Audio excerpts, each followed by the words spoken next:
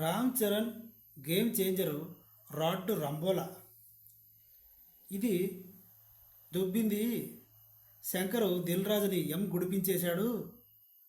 శంకర్ చెన్నైకి వెళ్ళి సాంబార్ చేసుకోవాలి. రామ్ చరణ్ పనికిరాడు ఇంకా సినిమాలకి.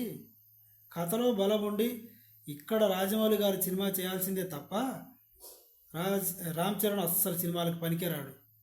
ఇది అల్లు అర్జున్ ఫ్యాన్స్ ఇస్తున్న నెగిటివ్ టాక్. ఎప్పటి నుంచో పగబట్టున్నారు వీళ్ళు. నిజంగా సినిమా చాలా అద్భుతంగా అల్టిమేట్ ఉంది.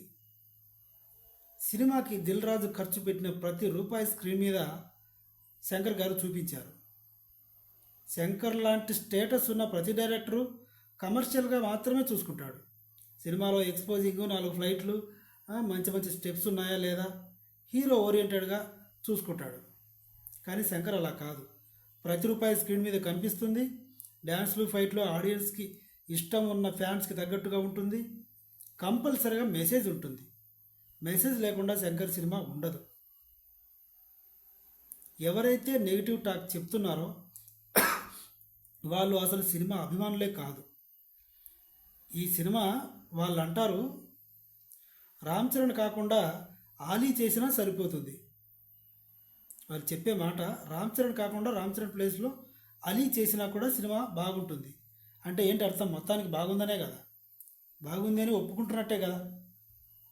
తప్పు బ్రదర్ ఇది. అభిమానం పేరుతో రామ్ చరణ్ గారి అభిమానులు చేయి కోసుకొని ఒకడు కటౌట్కి బొట్టు పెట్టాడు. అంటే ఏంటి అర్థం?